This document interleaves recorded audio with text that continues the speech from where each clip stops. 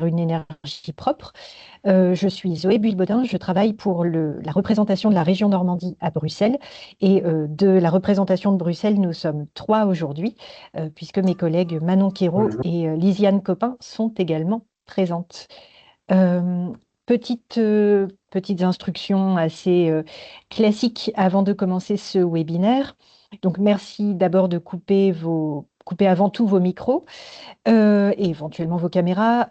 Si vous avez des questions, n'hésitez pas à utiliser le chat et de toute façon, ce webinaire sera rythmé de temps de questions-réponses. À noter que ce webinaire est enregistré et que le replay et la présentation seront rendus disponibles dans les prochains jours sur le site L'Europe s'engage en Normandie. Donc voilà, on vous signalera dès que ce sera fait, mais vous recevrez tout, tout sera rendu accessible. Il n'y a pas de souci de ce côté-là.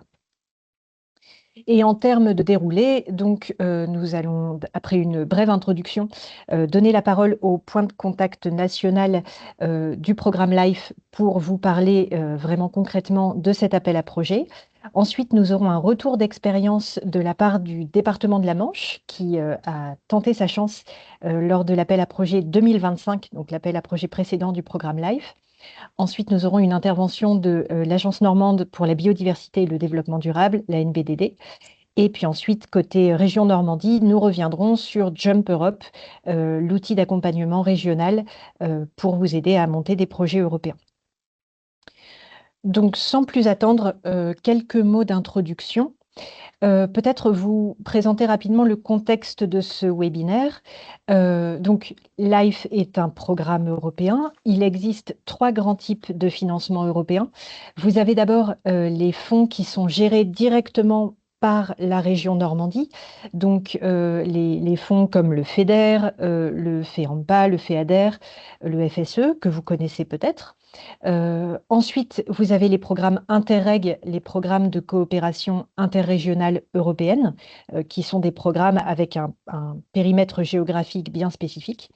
Et puis, il y a les programmes sectoriels européens, qui sont des programmes de financement gérés directement par la Commission européenne, la plupart du temps via des appels à projets et qui voilà, sont particulièrement compétitifs, mais qui, en contrepartie, donnent une grande visibilité à vos projets et vous permettent de rencontrer des acteurs et d'échanger avec des, comment dire, éventuellement des homologues européens, et puis qui peuvent avoir des taux de cofinancement intéressants par rapport au précédent type de financement. Donc, le programme LIFE est un programme sectoriel européen. Et c'est aujourd'hui l'objectif de ce webinaire de vous présenter son appel à projet 2026.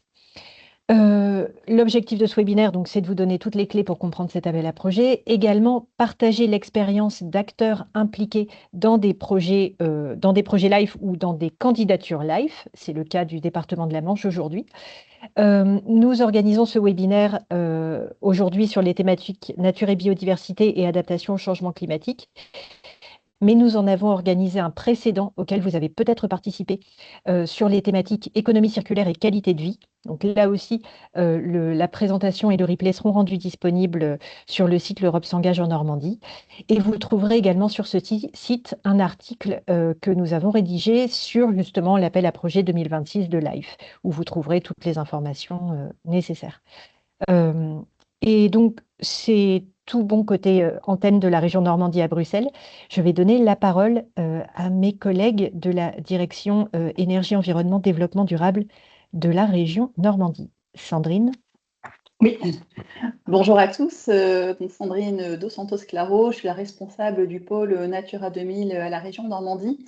Donc vraiment juste quelques mots d'introduction pour remercier l'antenne de Bruxelles de nous avoir proposé l'organisation de ce webinaire.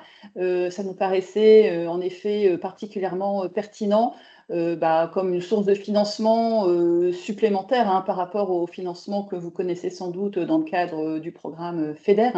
Voilà, pour financer les projets autour de la biodiversité et du changement climatique, thématiques qui bien sûr sont encore plus que toujours d'actualité. Donc voilà, peut-être l'intérêt de ce webinaire, et c'est de comment dire, dédramatiser voilà, la participation à un programme live qui parfois peut paraître voilà, compliqué vu d'extérieur.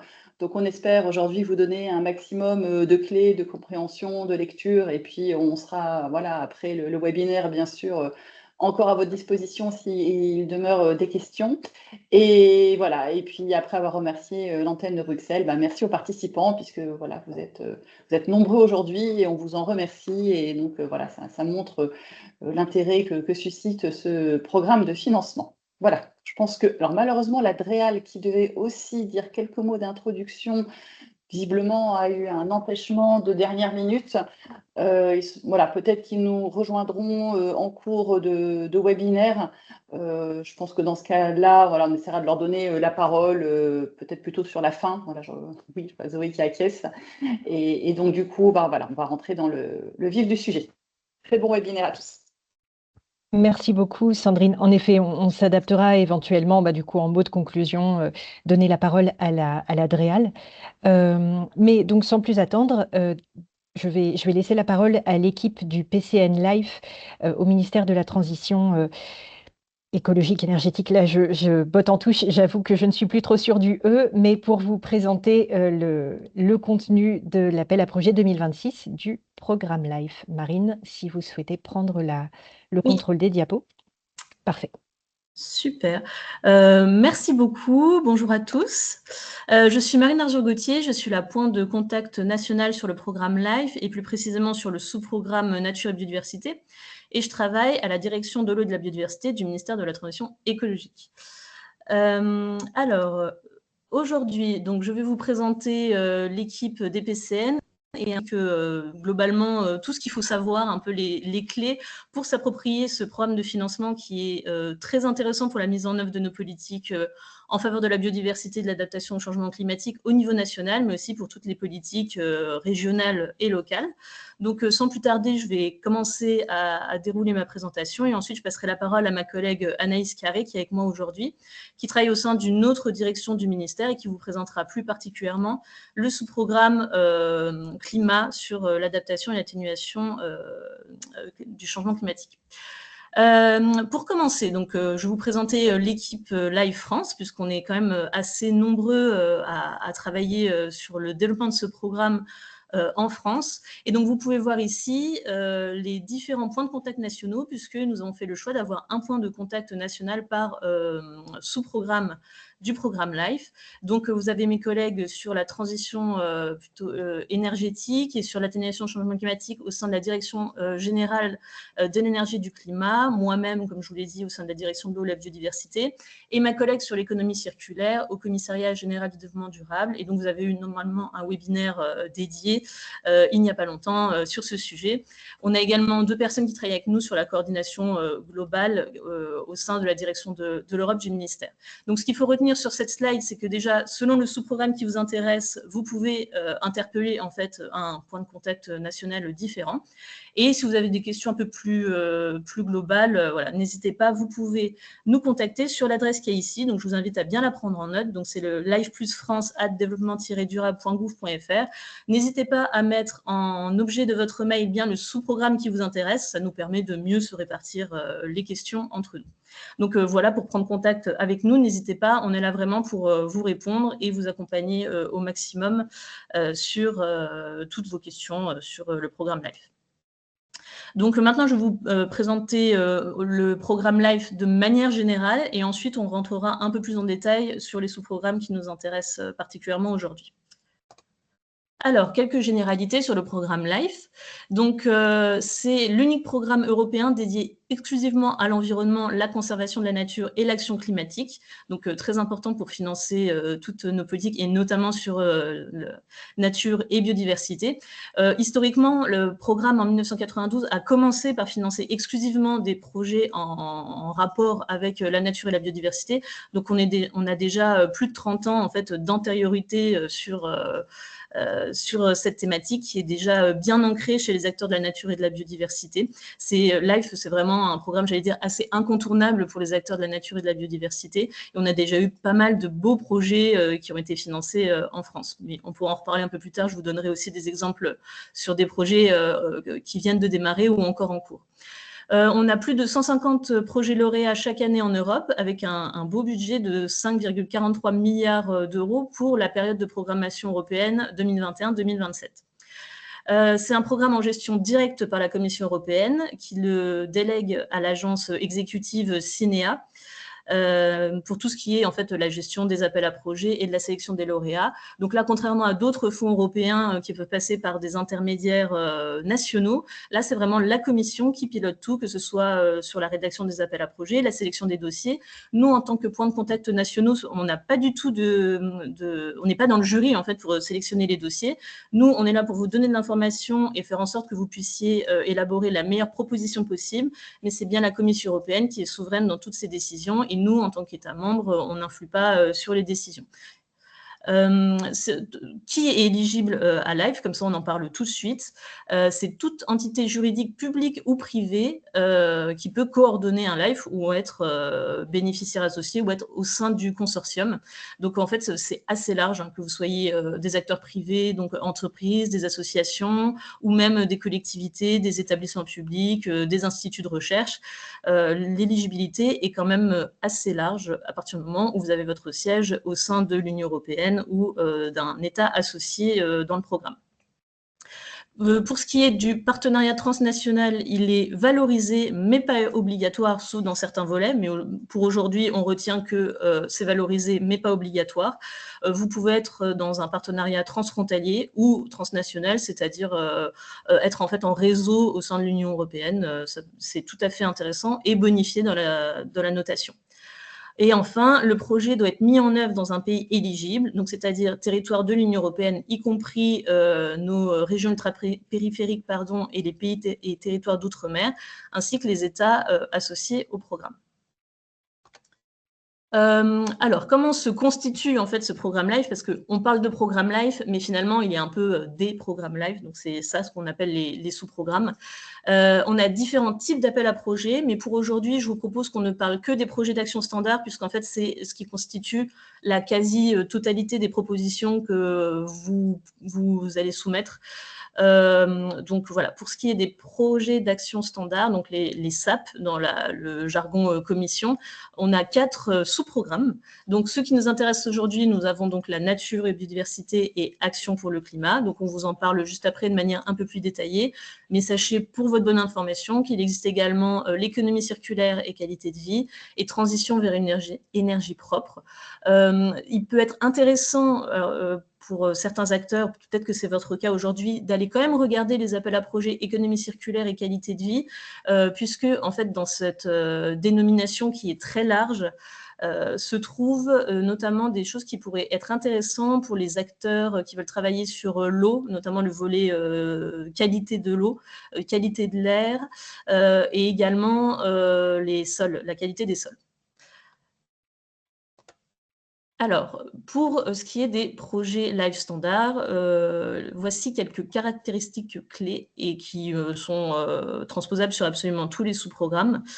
Ces projets visent à mettre au point, démontrer, promouvoir des techniques, méthodes et approches innovantes. Alors ça, c'est quelque chose qu'il faut bien retenir, c'est que sur les projets LIFE, ce qu'on attend, c'est une approche démonstratrice, innovante ou de diffusion de bonnes pratiques et des meilleures pratiques possibles qui sont ensuite réplicables au sein d'autres territoires de l'Union.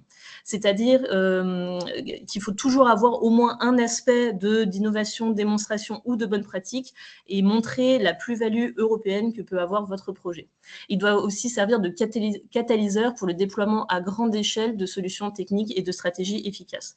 Donc voilà, on ne vous demande pas de faire de l'innovation pure, il existe pour ça d'autres programmes européens, mais bien d'avoir toujours dans la solution que vous voulez faire financer, ce petit côté d'innovation, de je rajoute quelque chose en plus et je peux le diffuser et c'est réplicable en l'état dans d'autres territoires. Pour ce qui est du budget indicatif des projets, pour voir à peu près si ce projet peut être intéressant pour vous ou pas, les budgets moyens des projets s'élèvent de 2 à 5 millions d'euros et on conseille de ne jamais descendre en dessous de 500 000 euros, mais moi je vous dirais presque, parce que c'est ce qu'on remarque empiriquement parlant, en dessous d'1 million d'euros, la Commission considère souvent que votre projet n'est pas suffisamment impactant, on va dire, pour pouvoir être financé. Donc voilà, il faut quand même avoir un certain niveau d'activité, de coûts à présenter. Et donc, on vous conseille vraiment de passer le million, ce qui arrive assez vite quand on est au sein d'un consortium déjà bien constitué. Pour ce qui est du taux de subvention et l'écofinancement, donc le taux de subvention standard est de 60% et peut monter jusqu'à 75% pour les projets nature et biodiversité, mais ça je vous en parle juste après quand on détaillera pratiquement le nature et biodiversité. Il n'y a pas forcément de cofinancement à apporter en propre, mais de toute façon, il faudra aller chercher des cofinancements pour pouvoir compléter les 40% qui manquent par rapport aux 60% déjà apportés par la Commission. Sur la durée indicative de projet, c'est des projets qui peuvent aller entre 2 et 5 ans. Et pour les nature et biodiversité, il n'est pas rare qu'on aille jusqu'à 7 ans. Et enfin, est-ce qu'on peut déposer sa candidature seule ou non? Alors, c'est possible, que ce soit... alors là, on parle plutôt du côté sur les... Est-ce qu'on a des consortiums imposés? Donc ça, non, vous pouvez déposer votre projet seul, mais on vous conseille toujours d'être en consortium. Et comme je vous l'ai dit sur la slide d'avant, pas obligé que le consortium soit international. Vous pouvez rester dans un consortium franco-français et on vous conseille de ne pas déposer seul un projet LIFE, puisque déjà pour arriver à atteindre des coûts suffisants, comme je vous le disais un peu plus haut, et à titre personnel, j'ai encore jamais vu de projet LIFE financé avec un acteur seul. Donc ce qui est quand même attendu, c'est aussi ce côté de coopération et de collaboration au sein de consortium qui est valorisé aussi cette démarche collaborative au sein du programme LIFE et qui est très appréciée par la Commission.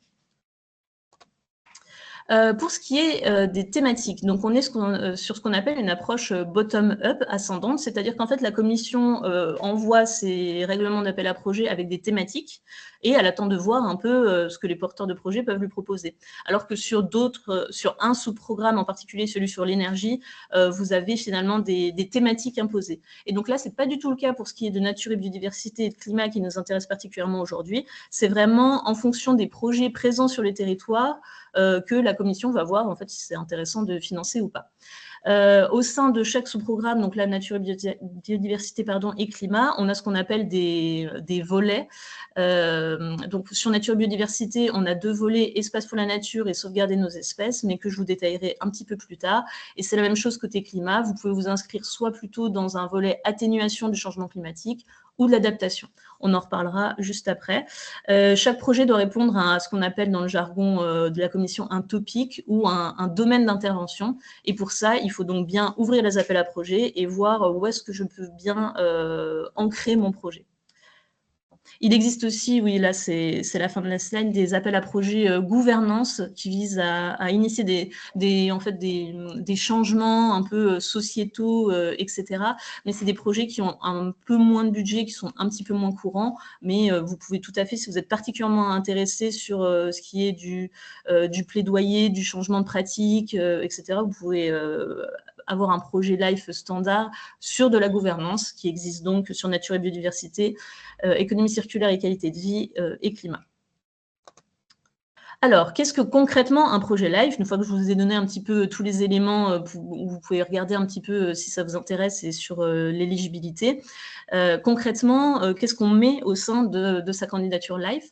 En fait, un projet LIFE, c'est un projet qui doit résoudre un problème environnemental. C'est très important de l'avoir en tête parce que c'est la façon dont va devoir être présenté votre projet et la façon dont il va être aussi évalué par la Commission. C'est-à-dire que vous devez montrer que au sein sur votre territoire, il y a un problème environnemental et que vous cherchez à le résoudre en ayant en tête tous les aspects du problème. Alors là, on vous a mis un petit exemple donc, qui est issu du sous-programme économie circulaire et qualité de vie, mais qui est tout à fait en fait transposable sur tous les sous-programmes. En fait, il y avait un problème d'attaque de champignons sur de la vigne et le porteur de projet, là, sur ce Life is Light, a proposé un traitement des feuilles de la vigne par traitement UV. Et donc là, on voit bien en fait cette logique d'avoir un problème environnemental bien identifié et qui sera aussi bien chiffré, mais ça j'y reviens juste après, et la façon de pouvoir prendre en fait ce problème et le résoudre avec une démarche là ici, c'est démonstratrice et innovante.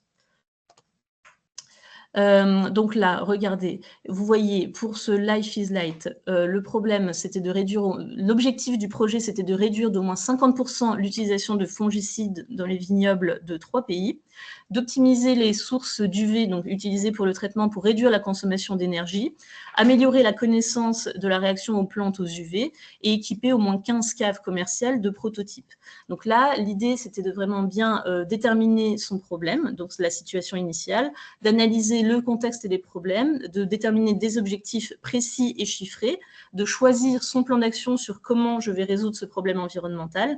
Et ensuite, de là, on arrive sur notre proposition LIFE, c'est-à-dire déterminer un plan d'action clair avec un budget et des ressources très réalistes et bien détaillées, et avoir surtout une bonne mesure des résultats et des impacts. C'est pour ça qu'on vous a vraiment écrit là le chiffré. C'est très important dans un programme LIFE d'avoir déjà un état des lieux connu, c'est-à-dire que vous ne pouvez pas utiliser le programme LIFE pour en fait faire de l'acquisition de connaissances de manière à plus tard proposer un plan d'action en même temps qu'il y a la mise en œuvre du projet. Vous devez arriver avec donc l'état initial connu et un problème chiffré. Et ensuite, vous pouvez vous engager sur à T plus 5 ans ou T plus 7 ans, arriver à un autre chiffre pour montrer que vous avez bien essayé du moins de résoudre le problème environnemental. Sachant que sur LIFE, vous avez une obligation de moyens et pas une obligation de résultat, parce qu'il peut arriver qu'en fait la solution ne marche pas si bien que ça, mais tant que vous avez montré que vous avez mis les moyens pour essayer, il n'y a pas de problème vis-à-vis de la commission, et elle verra que tout a été testé pour pouvoir résoudre le problème environnemental décrit. Ensuite, quelques repères pour savoir qu'est-ce qu'un LIFE peut financer et ne peut pas financer. Un LIFE peut financer des coûts de personnel sans problème, des coûts d'achat, donc c'est-à-dire des équipements directement liés à la mise en œuvre technique du LIFE, des frais de déplacement, des coûts sur la communication. C'est même encouragé de toute façon d'avoir une partie de son plan d'action dédiée à la communication et la valorisation de ce qu'on fait dans le projet. De la sous-traitance, mais dans une limite souple de 30% du budget. Alors là, je vais revenir sur la limite souple sur la sous-traitance. C'est que évidemment, vous ne pouvez pas sous-traiter l'entièreté de votre dossier, c'est vraiment pas le but. Mais si c'est souple, c'est parce que notamment sur le sous-programme Nature et Biodiversité, ce qui est attendu sur Nature et Biodiversité, c'est concrètement des travaux de génie écologique pour pouvoir faire de la restauration et de la protection des écosystèmes. Et ça, on le sait.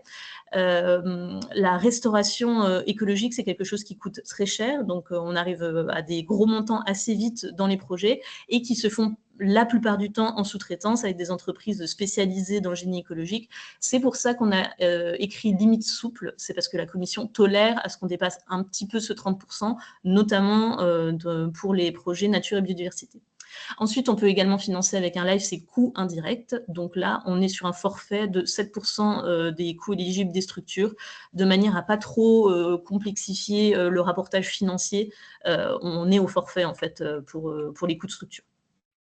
Quelques autres exemples d'actions qui peuvent être financées, donc des actions de renforcement de capacité, de sensibilisation et de formation, de renforcement des connaissances, mais là, attention, comme je vous l'ai dit, un petit peu de renforcement, c'est du renforcement de connaissances, c'est pas des gros programmes d'acquisition de connaissances, faites bien attention là-dessus. Des actions de suivi et évaluation, alors ça c'est très important, puisque comme je vous l'ai dit, comme vous vous engagez sur des résultats chiffrés, il faut que la partie monitoring, comme on dit, du projet soit vraiment bien et vraiment bien pensée. Et ensuite, des actions de communication, de valorisation et de dissémination, puisque c'est très important pour la commission ce concept de dissémination, c'est-à-dire que ce que vous développez dans votre programme LIFE doit pouvoir servir à tous et à l'échelle de l'Union européenne. Si jamais un autre acteur dans un autre pays de l'Union veut se saisir de votre projet, il doit pouvoir avoir les clés en main pour pouvoir faire à peu près la même chose, tout en ayant le côté d'adaptation à son territoire, mais faire la même chose sur son territoire de manière assez facilitée. Et enfin, les coûts de coordination et de gestion du projet, dans la limite du raisonnable, évidemment. Et ce qu'Airlife ne finance pas, par contre, là c'est très important, c'est les projets centrés autour des coûts d'infrastructures de grande ampleur ou des infrastructures commerciales. Donc c'est-à-dire que les principales dépenses ne doivent pas être de simple financement d'investissement. Et donc là-dessus, faites assez attention. C'est vrai qu'on a souvent la question de est-ce qu'on peut financer, par exemple, des bâtiments agricoles, etc., dans le cadre d'un LIFE. Ça, non, malheureusement, il faut vraiment éviter et d'être sur des travaux concrets sur nature et biodiversité de restauration des habitats, par exemple, ça passe très bien, mais il faut faire attention aux coûts d'infrastructure.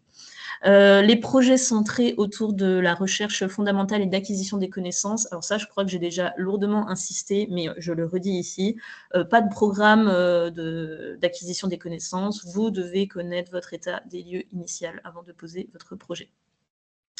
Et les actions récurrentes déjà financées par d'autres choses et des coûts d'exploitation habituels. Alors ça, oui, attention de ne pas utiliser LIFE pour essayer d'aller chercher du cofinancement sur des choses qui se font déjà ou des actions courantes de votre structure. On est bien sur des choses en plus. Alors, pour ce qui est du budget, cette année, donc ça, c'est des enveloppes indicatives, mais pour nature et biodiversité sur les projets standards, on serait sur 173,5 millions d'euros. Donc voilà, à se partager entre tous les pays membres. Et sur l'adaptation au changement climatique, plutôt sur 50 millions. Alors, à savoir, il n'y a pas d'enveloppe réservée par pays, c'est un appel à projet concurrentiel. Donc, en fait, s'il y a un pays qui fait que des excellents projets, c'est ce pays qui aura le plus d'enveloppes. Il n'y a pas d'enveloppe réservée par pays. Donc, c'est pour ça qu'il est important d'avoir les candidatures de la meilleure qualité possible, puisqu'il faut aller en fait chercher les financements en étant les projets les mieux notés possibles. Pour ce qui est du calendrier, donc bon, bah, voyez, l'année a déjà pas mal avancé. Donc les appels à projets sont sortis le 21 avril. On a fait notre Info Day National Life, donc notre grand-messe annuelle sur le décryptage des appels à projets Life au sein du ministère le 6 mai. D'ailleurs, les replays sont disponibles sur notre site. N'hésitez pas à aller sur le site internet du ministère de la Transition écologique. Vous tapez un programme Life ministère de la Transition écologique, vous trouvez tout de suite notre page sur laquelle en fait on met des ressources utiles, des fiches, la traduction des appels à projets, enfin vraiment allez-y puisque vous avez toutes les ressources possibles. Enfin, en tout cas, on a essayé de faire les ressources les plus intéressantes possibles pour pouvoir un peu vous aider à vous saisir des appels à projets. Et vous trouvez notamment le replay de l'Info Day, dans laquelle on a eu notamment des tables rondes, des témoignages, etc. Donc, ça peut être assez intéressant si vous voulez approfondir, d'aller voir ces ressources. Donc ensuite, on passe dans l'année et on arrive au mois de septembre. Donc ça, c'est le calendrier classique live qui a ses avantages mais aussi ses inconvénients. C'est qu'effectivement, il faut rendre son projet pour le 22 septembre 2026, ce qui nécessite en fait d'avoir le gros de l'écriture et la finalisation pendant les congés d'été. Alors, je sais que ce n'est pas forcément idéal pour notamment mobiliser son consortium, d'où l'intérêt aussi d'avoir un petit peu anticipé notamment le montage de son consortium. Mais bon, en tout cas, voilà, il faut savoir que quand on est coordinateur d'un projet LIFE, il est vrai que l'été est très studieux. Alors ensuite, si vous déposez le 22 septembre, vous avez la communication des résultats. Alors ça, c'est jamais très précis, mais c'est entre mi-février, souvent c'est bien au mois de mars, et début avril, ça commence déjà à être un peu tard, mais c'est, voilà, retenez à peu près mars, la communication des résultats. Et la phase ensuite de conventionnement avec la commission pour pouvoir avoir concrètement votre enveloppe qui se fait par la suite. Généralement, c'est février et mai de l'année suivante. Pour ensuite avoir un démarrage du projet sur le 1er septembre en fait, de l'année d'après. En fait, pourquoi on vous montre ce calendrier quand on vous présente l'appel à projet? C'est pour bien avoir conscience qu'il ne faut pas que ce soit un projet urgent. C'est-à-dire que vous avez bien un an entre le moment où vous déposez et le moment où vous pourrez effectivement commencer à dépenser. Et donc, vous ne pouvez pas avoir de dépenses éligibles avant le début de votre conventionnement avec la commission.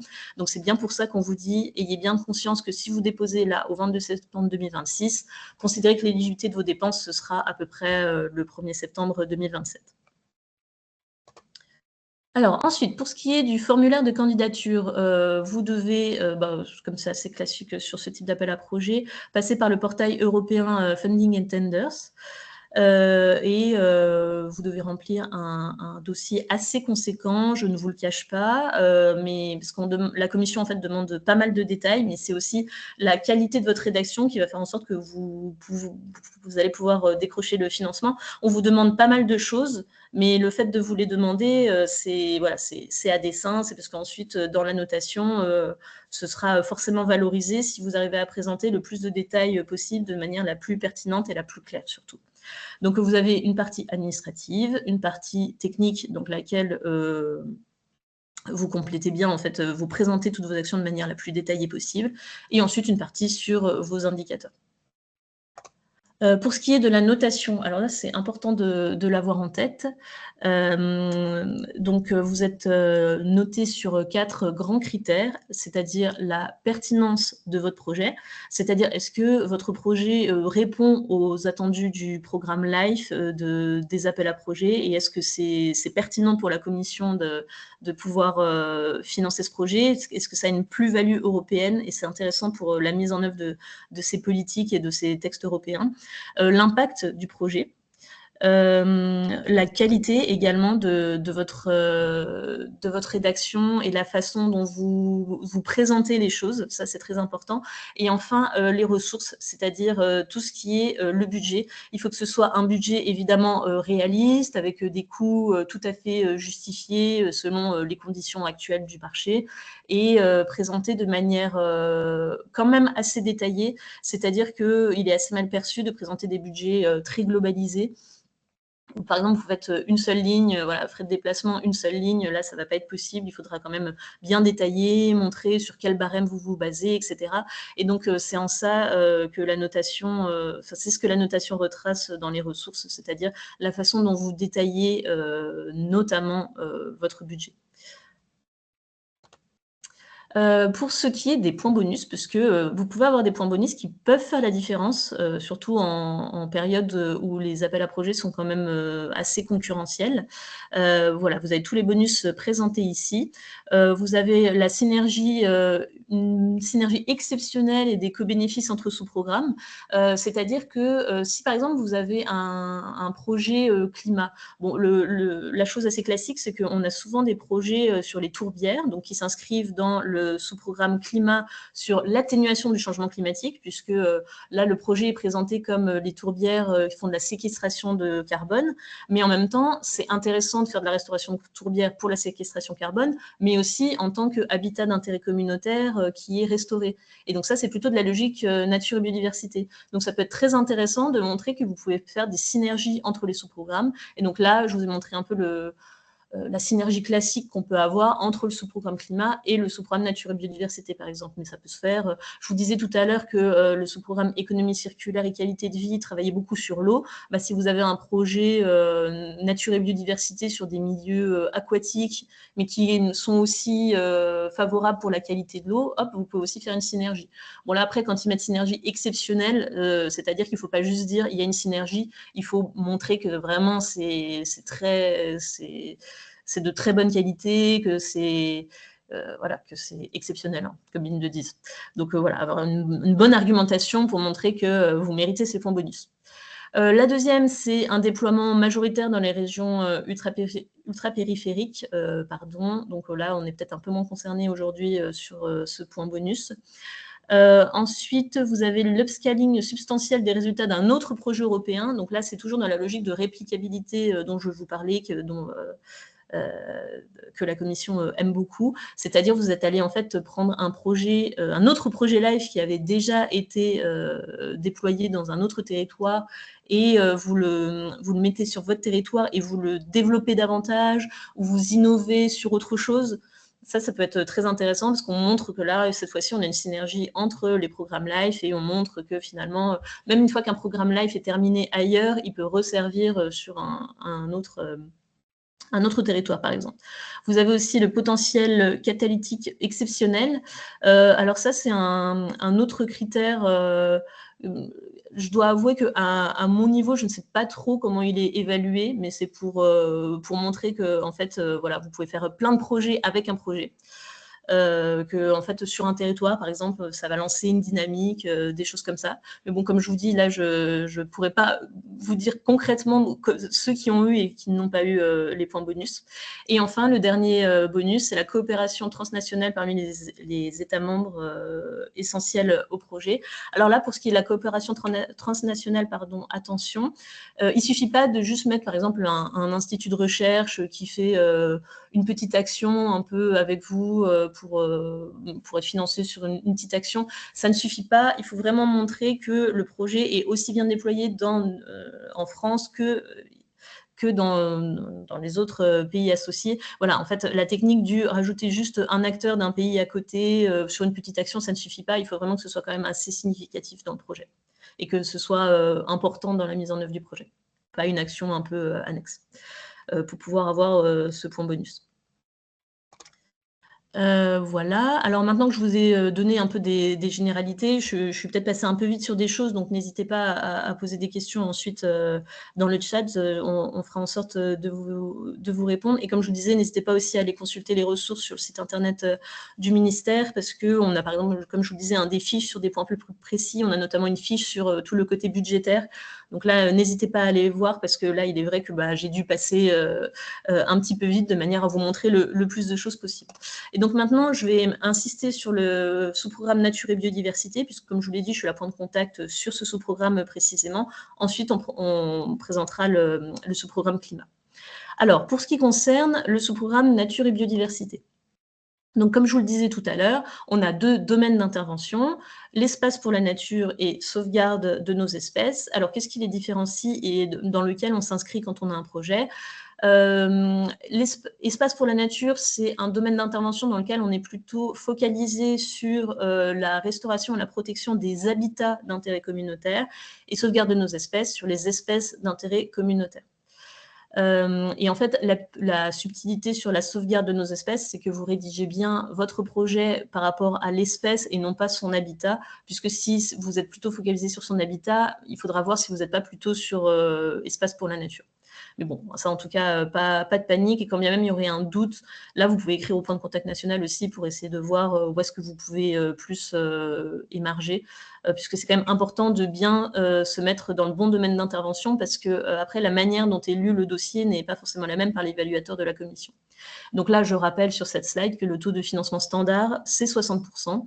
Et on va parler tout de suite du taux de 75%, puisque c'est un taux de financement très intéressant, mais il n'est pas si répandu, puisque les conditions sont quand même assez restreintes. Et en fait, ce qu'il faut... Bon, là, je vous ai mis tous les cas, mais je ne vais pas tous les détailler parce qu'ils sont vraiment... La plupart sont assez rares. C'est vraiment le premier qui est important. C'est que vous pouvez avoir 75% de toute subvention pour un projet nature et biodiversité dans le cas où votre projet cible exclusivement, et ça c'est très important, le exclusivement, un habitat ou une espèce prioritaire de l'annexe 1 de la directive Habitat Faune Flore. Et donc, comment on reconnaît qu'un habitat ou une espèce est prioritaire dans les directives? C'est parce qu'il y a une petite étoile à côté de son nom dans l'annexe des directives. Donc, comme ça, vous pouvez savoir assez facilement si vous pouvez être éligible aux 75% ou pas. Et donc, comme je disais, exclusivement, c'est-à-dire que la technique de mettre une espèce avec une étoile dans les espèces visées par votre projet, ça ne suffit pas, il faut que ce soit que sur cette espèce-là. Alors là, très très important, s'il y a vraiment, je pense, une slide à retenir dans ce que je vous dis sur le sous-programme Nature et Biodiversité, je pense quand même que ça doit être celle-là, parce qu'il est très important, en fait, de toujours intégrer son projet et de vendre son projet à la commission comme s'inscrivant dans les politiques et dans les textes de la commission. C'est ça qui l'intéresse, c'est en fait, ils vont financer votre LIFE parce que en fait, ça met en œuvre leur stratégie, leur plan et leur texte européen. Et donc, pour cela, il faut toujours raccrocher votre projet avec le contenu des directives nature. Donc là, nos 2 directives stars sur nature et biodiversité, c'est donc bien sûr la directive Habitat Faune Flore et la directive Oiseaux. Mais vous avez aussi les autres textes européens que sont le règlement sur les espèces exotiques envahissantes, la stratégie biodiversité 2030 de l'Union européenne, et plus récemment, le règlement sur la restauration de la nature, qui sera d'ailleurs décliné en plan national de restauration d'ici la fin de l'année. C'est très important dans le, comme on dit, storytelling, de pouvoir vendre à la commission un projet qui s'inscrit parfaitement dans ce qu'ils veulent faire avec leurs directives, leurs règlements. Et donc, je n'ai pas ajouté sur cette slide, mais s'inscrire aussi dans la mise en œuvre du réseau Natura 2000, qui lui-même met en œuvre les directives. Ça marche en disant, bon, bah voilà, avec mon projet, on va restaurer des habitats sur tel site Natura 2000, etc. Là, on est complètement dans ce que peut financer un Life Nature et Biodiversité. Alors ensuite, maintenant que je vous ai dit un peu dans quoi il fallait s'inscrire, je voulais vous présenter des exemples un peu plus concrets de Life Nature et Biodiversité en cours en France.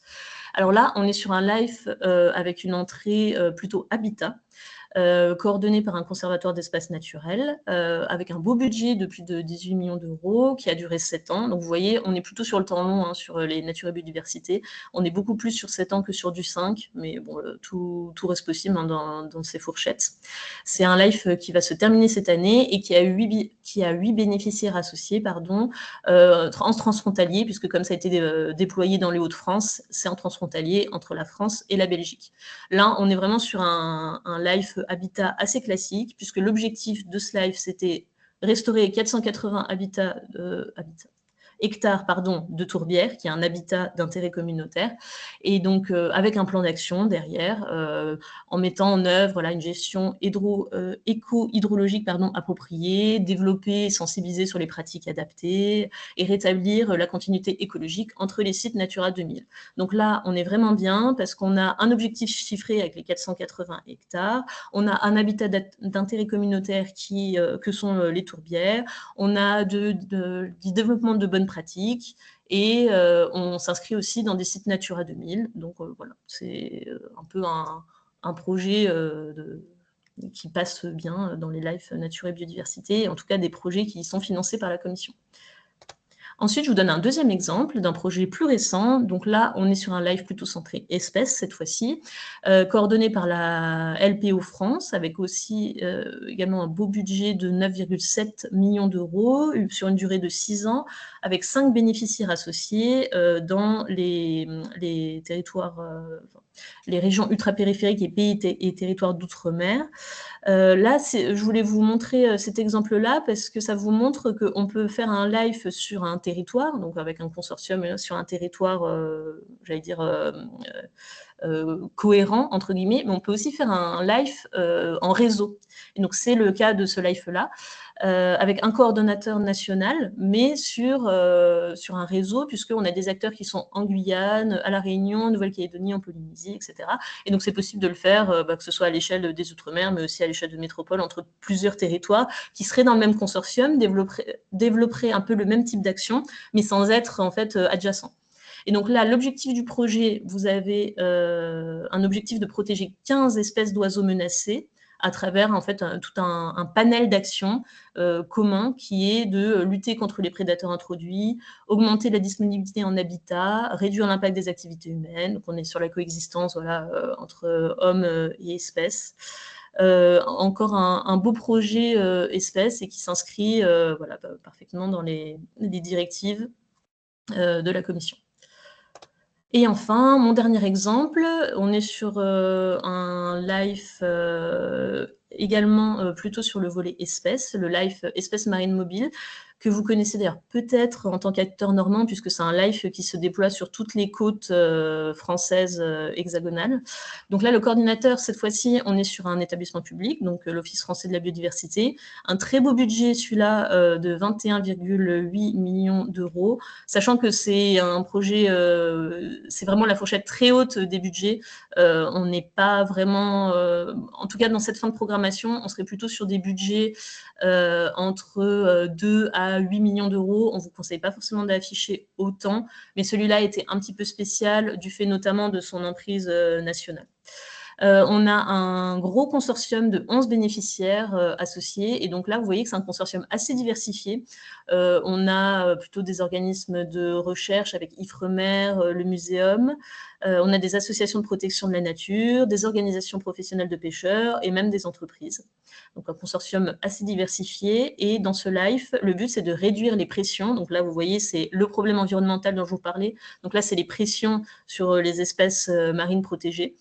le programme d'action qui a été déployé, c'est donc d'agir sur la dégradation et la perte d'habitat des espèces ciblées par le projet, sur les sources de dérangement et sur la mortalité due aux engins de pêche. Voilà, c'était mon dernier exemple. Si vous voulez me contacter particulièrement sur nature et biodiversité, donc n'hésitez pas, vous pouvez écrire à la boîte live, vous mettez bien dans le sujet de votre mail que vous voulez parler nature et biodiversité, et j'essaierai de vous répondre de la meilleure des façons. Je vous remercie pour votre écoute, et maintenant je vais laisser la parole à ma collègue Anaïs, qui va vous présenter le sous-programme climat. Bonjour à toutes et à tous. Merci beaucoup Marine pour cette présentation détaillée. Donc Anaïs Carré, je travaille à la Direction générale de l'énergie et du climat dans l'équipe LIFE et en particulier auprès des points de contact nationaux sur les sous-programmes Transition vers une énergie propre et sur le sous-programme climat que je vais vous présenter un petit peu plus en détail.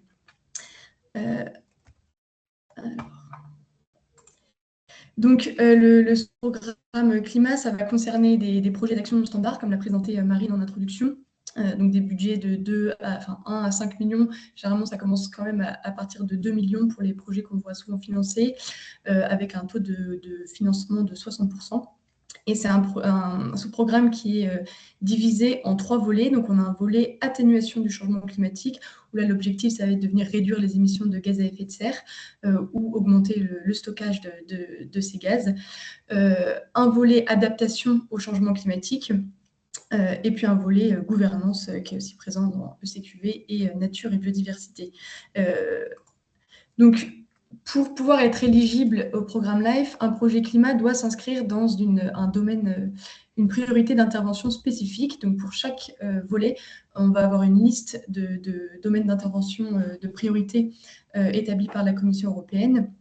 Et pour pouvoir être éligible à LIFE, il faut donc que le projet vienne répondre en priorité à une de ces priorités, un de ces domaines d'intervention. Il peut éventuellement y avoir des co-bénéfices, des synergies avec d'autres domaines, éventuellement d'autres sous-programmes. On va y revenir, mais par exemple, sur le côté atténuation, on peut avoir pas mal de projets avec des co-bénéfices importants sur nature et biodiversité. Mais c'est important de s'inscrire vraiment, que le projet réponde vraiment en priorité à un de ces topics. Donc, je vais venir vous donner un petit peu plus d'exemples. Côté atténuation, on ne va pas trop rentrer dans le détail parce que ce n'est pas le sujet du webinaire d'aujourd'hui, mais on a 7 priorités spécifiques et une d'entre elles, ça va être la meilleure gestion des terres et des littoraux, notamment pour ce qui va être tout ce qui concerne le stockage carbone. Donc, comme on va avoir des projets, par exemple, de restauration des tourbières, c'est le cas du projet LIFE Multipit qui est déployé donc en Pologne, en Allemagne, en Belgique, et aux Pays-Bas et en Irlande, qui avait été porté par une ONG de protection de la nature allemande, NABU. Et donc là, l'objectif, c'est de venir restaurer des tourbières, ce qui va permettre d'améliorer le stockage des émissions de gaz à effet de serre. Et il y a des bénéfices aussi au niveau de la biodiversité, puisque ça va permettre de restaurer la biodiversité des tourbières dégradées. Marine avait présenté un projet de restauration des tourbières qui s'intégrait sur le sous-programme Nature et Biodiversité. Donc on voit que des fois, il y a des projets qui peuvent répondre à la fois aux 2 sous-programmes. Donc dans ce cas-là, il n'y a pas forcément de stratégie claire à adopter. Il faut voir en fonction des impacts qui sont attendus, si vous voulez plutôt vous inscrire sur un sous-programme ou sur l'autre. Un autre exemple de projet d'atténuation qui va avoir aussi des effets sur la biodiversité, c'est le projet Life Blue Natura qui était déployé en Espagne. Et là, le but, c'était de quantifier les stocks de carbone et les taux de séquestration des herbiers marins et des marais côtiers en Andalousie. Pour créer un système de financement pour les projets de compensation carbone bleu. Et il y avait également du coup des bénéfices au niveau de la biodiversité. Un exemple de projet en France, c'est le Life Climat Tourbière du Jura, donc qui répondait à ces domaines d'intervention atténuation sur les puits de carbone, qui était porté de nouveau du coup par un conservatoire d'espaces naturels avec un gros budget. Donc, comme on le disait, les budgets indicatifs, c'est de 2 à 5 millions d'euros. mais ça peut être augmenté si c'est correctement justifié. Et donc là, l'objectif, c'était de réduire les émissions de gaz à effet de serre. Bon, c'est le même type de projet qui vous a déjà été présenté.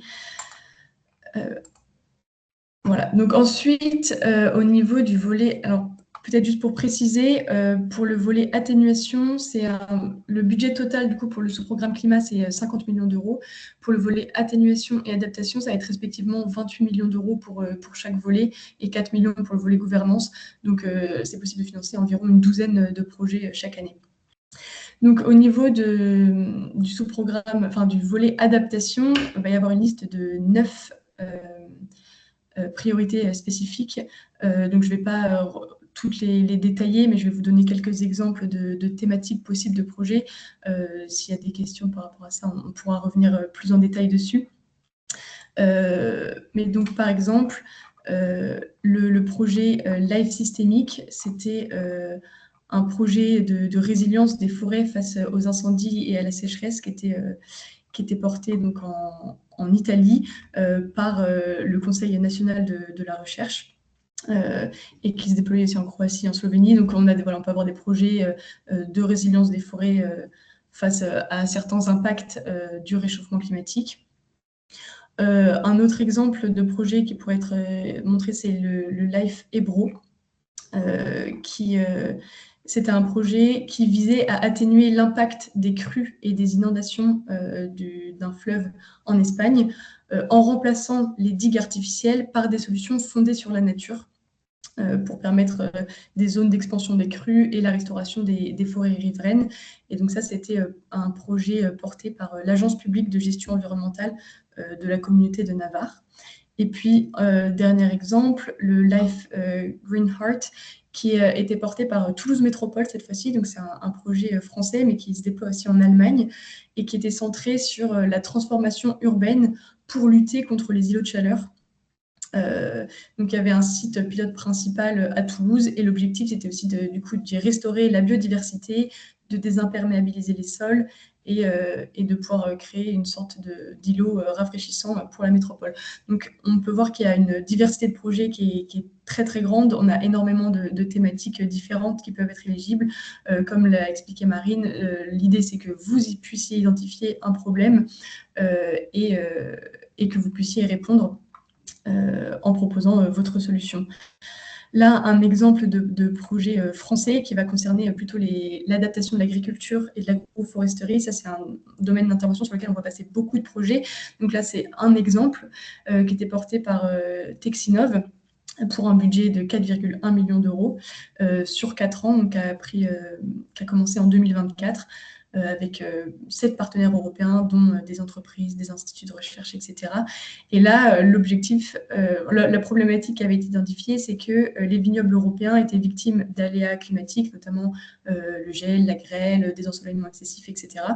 Et donc, cette entreprise portait une solution de filets textiles multifonctionnels innovants qui visait à venir protéger ces vignobles. Et donc, c'était un projet de démonstration pour pouvoir valider un petit peu les performances de ces filets sur plusieurs sites en fonction des aléas climatiques.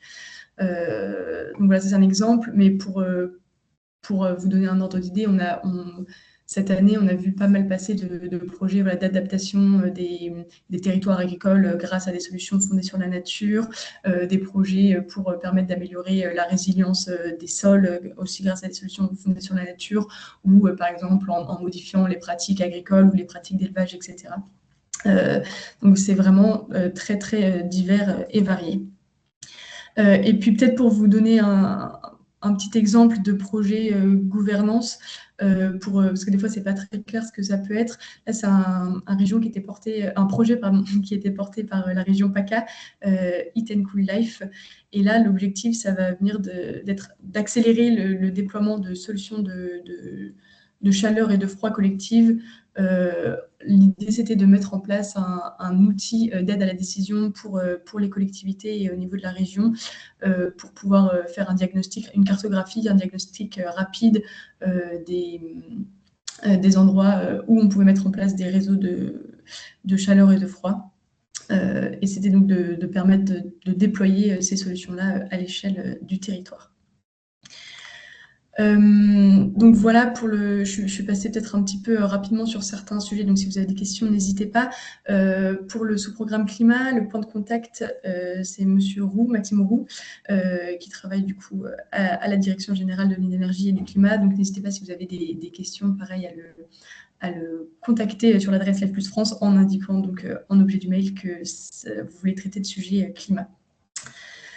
Donc voilà pour la présentation du sous-programme climat.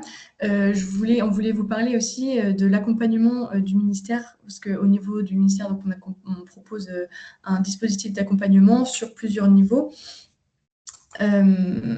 Alors je vais peut-être commencer par ça. Donc Marine l'a déjà présenté, mais en effet, pour chaque sous-programme, on a un point de contact national. Cette équipe Life, elle est disponible pour répondre à vos questions de premier niveau. Si vous avez des questions sur l'éligibilité de votre projet, sur quel sous-programme est-ce qu'il faut se placer, sur quel topic il faut viser prioritairement, si vous avez besoin de conseils au niveau du montage de votre projet, on est disponible pour répondre à ces questions. Également, si vous avez des questions d'ordre technique sur la rédaction des dossiers, etc., on peut venir vous apporter un appui de premier niveau. Et puis, on a également la page Internet qui est, Marine l'a déjà dit, mais je le répète, c'est super intéressant d'aller voir ce qu'on propose dessus. Il y a un tas de ressources, les fiches de décryptage, les traductions des appels à projets, des exemples de projets. Et puis, toute l'année, on organise aussi des événements. Donc, on avait fait l'Info-Day au mois de mai. On organise aussi parfois des webinaires spécifiques pour les sous-programmes. Donc, vous pourrez retrouver tous les supports de présentation et les replays, donc n'hésitez pas à aller consulter cette page. Et puis, au-delà du coup de cet accompagnement par notre équipe Life, le ministère propose également un dispositif d'assistance personnalisée pour les porteurs de projets français qui ne sont pas accompagnés par ailleurs et qui en feraient la demande. Donc, sur notre site internet, vous trouverez un formulaire de demande d'assistance. Et donc, vous pouvez le remplir et solliciter ce dispositif. Et si votre candidature est retenue, alors on a évidemment on a un nombre de places limité, on ne peut malheureusement pas accompagner tous les porteurs qui en font la demande, mais dans la limite des places disponibles, on propose du coup avec notre prestataire Enviropéa 12 heures d'assistance à la rédaction du dossier et puis une relecture ensuite de 6 heures, et ce qui permet donc d'améliorer la proposition à la fois sur le fond et sur la forme pour augmenter les chances de succès au programme Life. Voilà, c'est pour l'année 2026, les accompagnements, on commence à recevoir des demandes dès février, mars, et ça s'étale, donc on les attribue au fil de l'eau. Vous pouvez encore solliciter cette assistance, mais c'est aussi bon à savoir pour l'année prochaine, si vous souhaitez déposer plutôt, non pas en septembre 2026, mais plutôt en septembre 2027. Comme ça, vous êtes au courant et vous pouvez aller regarder ces éléments. On a aussi une newsletter, donc vous pouvez vous inscrire sur la page web, c'est disponible, vous pourrez trouver le lien pour vous inscrire, sinon on vous a mis le QR code ici, donc on vous prévient voilà, lorsqu'il y a des échéances importantes, si on organise des événements particuliers ou parfois pour valoriser des projets, faire des retours d'expérience, etc. Donc, n'hésitez pas à vous inscrire si vous êtes intéressé par les sujets Life. Et puis, voilà, en petits mots de conclusion peut-être, voilà, faut retenir que les fonds européens, les fonds Life notamment, ne sont pas forcément réservés seulement à certains types d'acteurs. Si vous êtes une PME, une collectivité, une association, une start-up, un industriel, etc., c'est vraiment ouvert à tout type d'acteurs, donc il ne faut pas hésiter à se renseigner et à candidater. Faut retenir aussi que c'est un soutien financier qui est assez important. On est sur des budgets de plusieurs millions avec 60% de subventions, donc ça reste intéressant pour des projets climat-environnement. Donc c'est un bon levier si jamais vous portez des projets pour l'environnement. Et puis c'est ce que expliquait Marine au début du webinaire. L'objectif, c'est de tester, déployer, démontrer des solutions innovantes en conditions réelles sur le terrain. Donc, ça permet aussi de pousser à la coopération à travers les partenariats locaux, nationaux, européens, pour bâtir justement des solutions qui font sens et qui vont pouvoir s'ancrer durablement dans les territoires. C'est une approche ascendante. C'est pas un appel à projet, alors sur le volet traditionnel pour l'énergie propre, si, mais pour les volets qu'on vous présente aujourd'hui, c'est pas, il n'y a pas de feuille de route très étroite avec des appels à projets très rigides. C'est à vous de proposer votre vision, votre innovation et votre projet. On a vu, il y a énormément de projets possibles, donc c'est très vaste. Et puis, voilà, donc si vous avez des projets, une ambition environnementale et que vous voulez la déployer sur le terrain, n'hésitez pas à candidater. C'est toujours aussi intéressant, je ne sais pas si on l'a dit, mais si vous avez un projet qui n'est pas forcément mature pour 2026, mais que vous avez quand même quelque chose, ça peut être intéressant de déposer en septembre 2026. Vous recevrez ensuite un retour d'évaluation de la part de la Commission européenne. Et avec ce retour d'évaluation, ça peut vous permettre d'améliorer votre proposition pour ensuite redéposer en 2027 et envisager avoir des meilleures chances de succès. Donc, il ne faut surtout pas hésiter. Et puis, n'hésitez pas non plus à nous contacter si besoin. Voilà, c'est tout pour de mon côté. Je ne sais pas s'il y a des questions particulières, et sinon je laisse reprendre la main. Merci beaucoup.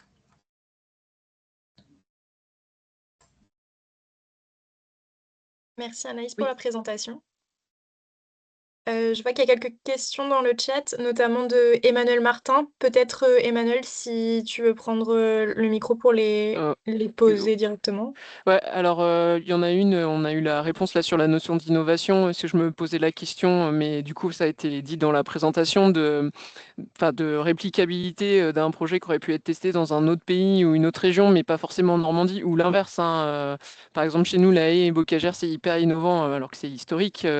Si on regarde du point de vue des Finlandais, en solution d'adaptation fondée sur la nature. Donc ça, c'est bon, j'ai eu ma réponse. Donc en gros, c'est à nous de justifier en quoi c'est innovant sur le territoire au regard de notre propre diagnostic du site. J'avais d'autres petites questions qui étaient un peu plus précises. Dans un programme live, c'est quoi la définition de la sous-traitance que vous avez présentée tout à l'heure, où on était bloqué sur un plafond d'environ 30%, sauf pour les projets à type habitat où il y aurait de la restauration à faire, parce que en fait, nous, on a une définition de la sous-traitance très code de la commande publique en FEDER ou en FSE.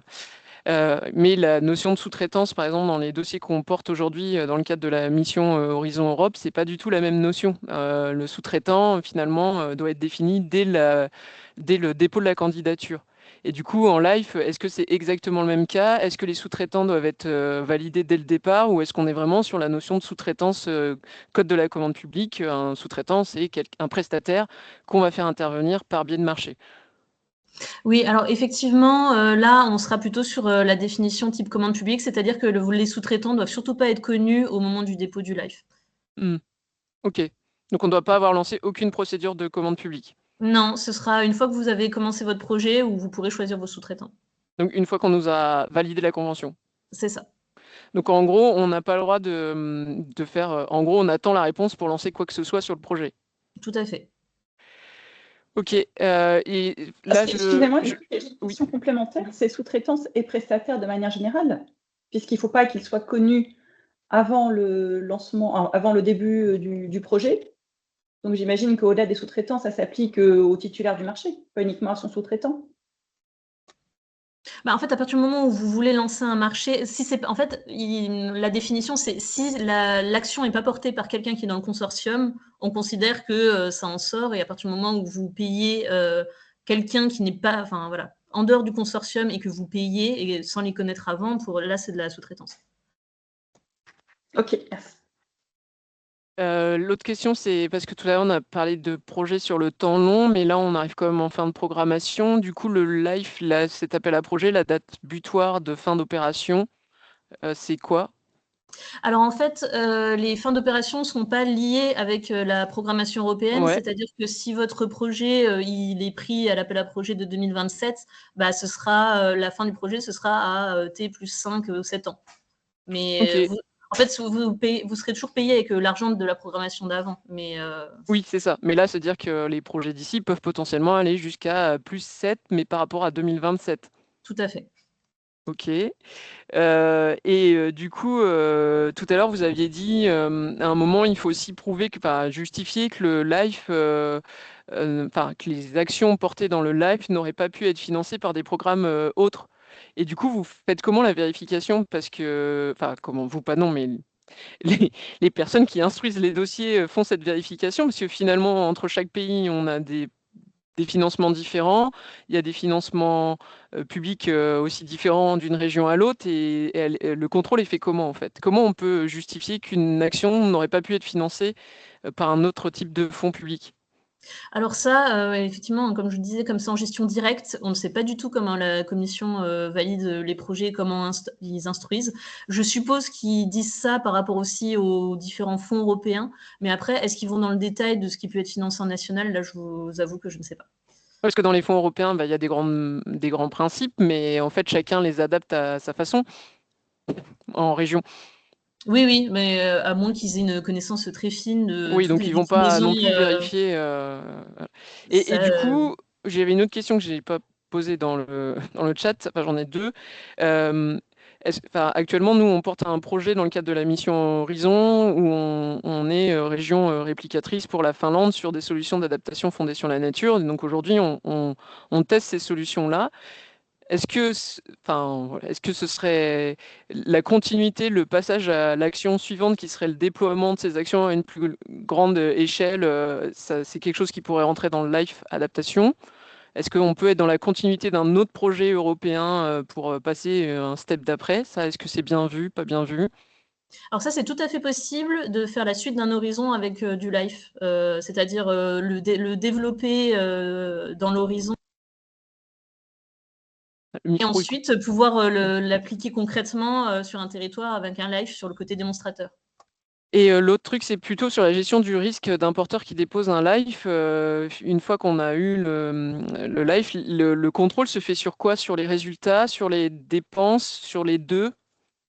Alors oui, comme je vous le disais, on a plutôt une obligation de moyens et un peu moins de résultats. Bon, enfin, voilà, il faut quand même bien montrer qu'on a fait tout notre possible pour que le life fonctionne, mais c'est essentiellement de la dépense. Ouais. Ok, ok.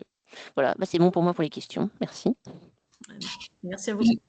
Je me permets juste de rajouter aussi par rapport à la continuité d'un autre projet européen, c'est quelque chose qui est aussi valorisé, enfin c'est dans les, Marine avait présenté, mais dans les points bonus, si vous capitalisez sur les résultats d'autres projets européens, c'est valorisé, donc c'est plutôt une bonne chose. Ouais.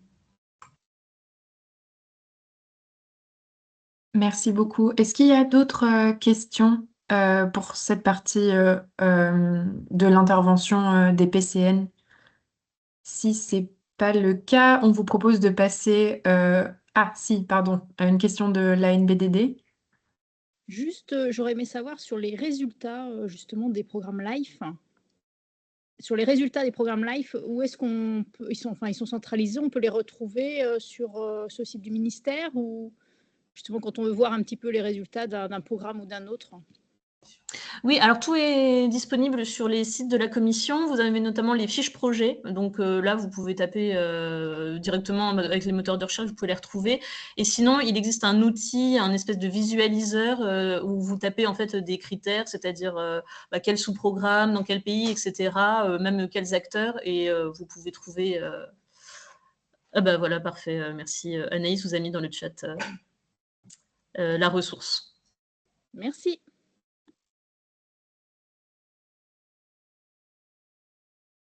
Du coup, si maintenant ça ne suscite pas d'autres questions, on vous propose de passer au retour d'expérience du département de la Manche. Merci à tous. Eh bien, du coup, je vais commencer par dire que après ce qu'a dit Marine et Anaïs, je les remercie. On pourrait confirmer que c'est très intéressant, mais on peut déduire aussi que c'est pas évident d'avoir un live. C'est un projet qui est difficile à monter, mais qui a des possibilités bien intéressantes pour les territoires. Moi, je vais vous parler de notre expérience dans la Manche. En fait, au début de l'année 2025, le département de la Manche a décidé de porter un projet sur la restauration des tourbières dans les marais du Cotentin. Et avec le PNR des marais du Cotentin, on a commencé cette conception de ce projet en tant que comité réduit de conception et de rédaction. Et moi, je vais vous parler aujourd'hui de la démarche qu'on a eue pour pouvoir déposer notre projet en septembre 2025. Et je vais après vous dire où on est aujourd'hui. Voilà. Alors, grosso modo, vite fait, les marais du Cotentin on a un stock de tourbes très important dans la Manche et on a des habitats à préserver, on a des habitats dégradés, des habitats en meilleure qualité et on a des espèces végétales et des espèces d'oiseaux à préserver. Quand on a commencé de décider quel est le périmètre de notre projet que nous voulons déposer, en fait, il y avait plein de critères qui rentraient dans la décision. Vous voyez devant vous l'ampleur ou le périmètre de tous les marais du Cotentin et du Bessin, et c'est grand. Et il y avait plein d'échanges, plein d'allers-retours, plein de réunions bilatéraux pour dire est-ce qu'on prend tous les marais? Est-ce qu'on propose un projet à restaurer tous les marais ou est-ce qu'on fait sur un plus petit périmètre? Il y avait d'un côté le budget qu'il fallait prendre en compte. On ne pourrait pas dépasser un certain seuil. Il y avait aussi les compétences. C'était la première fois pour la Manche de déposer un projet. Et donc, vu tous ces critères et après plein d'échanges, on a décidé de prendre une partie de la vallée, une partie des marais et on a décidé sur la vallée de la Sève qui est un périmètre cohérent sur le niveau écologique, donc si on parle de l'hydrologie, et qui était un périmètre qui nous a semblé intéressant pour arriver à un budget qui correspondrait à un projet LIFE qu'on allait déposer. Le périmètre qu'on a choisi, vous le voyez un peu en rouge, ça c'est la vallée de la Sève, et il y a 11 communes autour de la vallée et 114 exploitations agricoles qui sont directement en proximité avec cette vallée. Nous avons décidé en janvier 2025 de suivre la méthodologie proposée par l'Europe, par la Commission européenne ou par CINEA pour rédiger ou pour concevoir un projet LIFE. Et ce qui est très intéressant, c'est qu'ils nous ont donné les outils à pouvoir élaborer notre idée.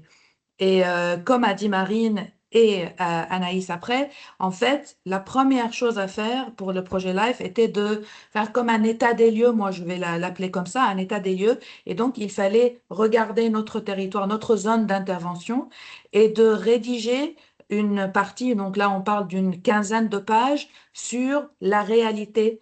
Qu'est-ce qui se passe? Quelles sont les problématiques dont nous faisons face dans ce territoire? Et donc, on a visé large, on a mis tous les problèmes à la fois écologiques, environnementaux, sociaux et aussi économiques qui sont autour de cette vallée. On a tout rédigé en ce sens.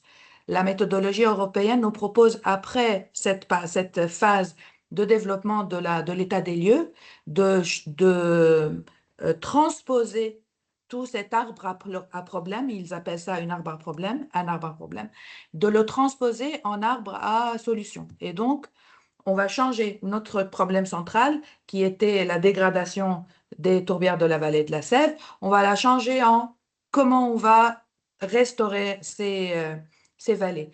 Et prenant en compte chaque élément dans l'état des lieux, il fallait proposer des actions et des objectifs qui vont répondre à ce problématique. Je ne vais pas rentrer dans les détails parce qu'on n'a pas le temps aujourd'hui, mais si quelqu'un a envie ou besoin, vous êtes bienvenu à me contacter. On pourrait faire des réunions à côté et je rentre dans tous les détails que vous voulez regarder.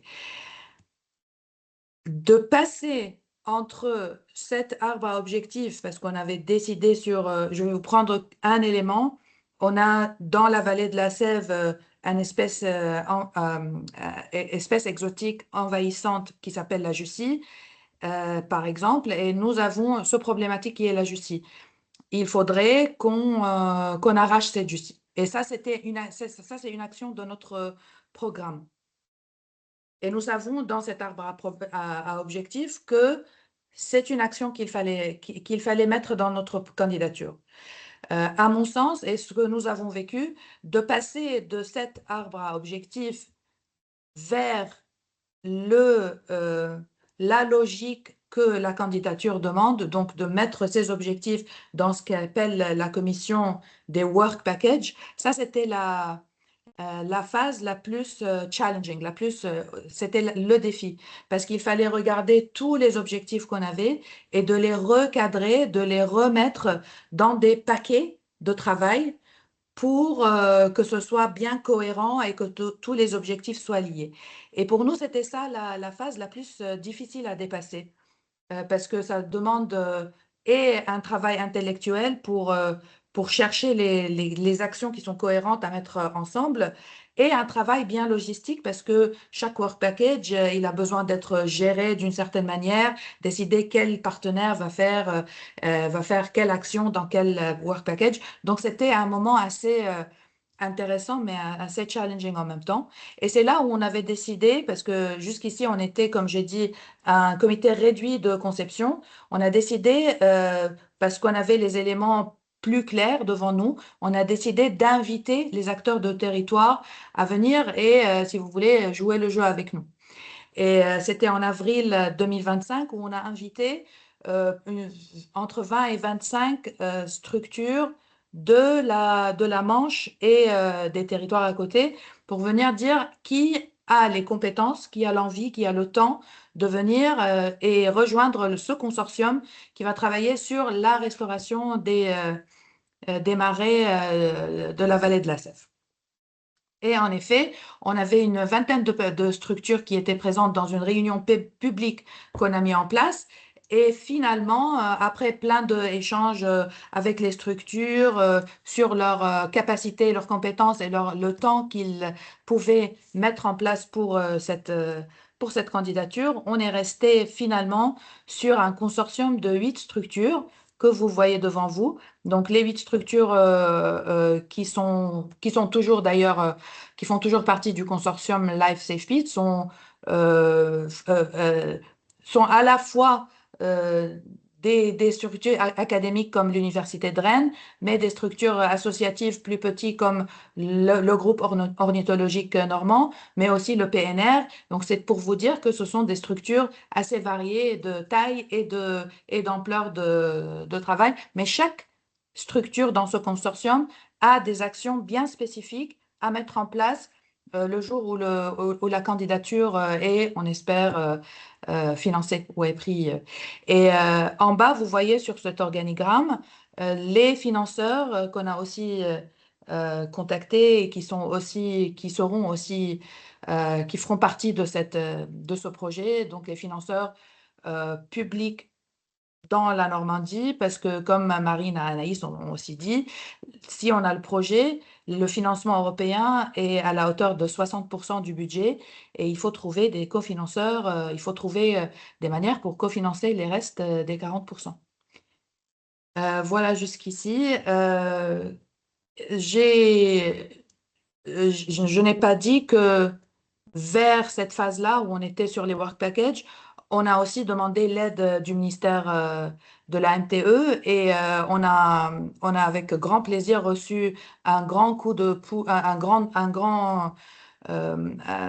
élan avec cette aide parce qu'on a travaillé avec Enviropéa qui a été d'une aide essentiel pour nous pour développer le reste de la candidature parce que c'est vrai que les templates et tout le langage de l'Europe est un langage assez spécifique, assez différent à engager. Je vous donne un exemple. Généralement, l'Europe, et je pense que Marine a parlé de ça, mais je voulais insister sur ça parce que nous avons eu pas du mal, mais on a eu un moment de compréhension pour voir comment faire ça. L'Europe, elle veut pas des structures qui disent ça nous semblerait possible de faire 1, 2, 3. Il est complètement possible pour nous de faire 4, 5, 6. Ce n'est pas le langage qu'ils veulent. Ils veulent dire on va faire 1, 2, 3 parce qu'on va arriver à réussir de faire 1, 2, 3 parce qu'on va mettre en place les actions X, Y et Z.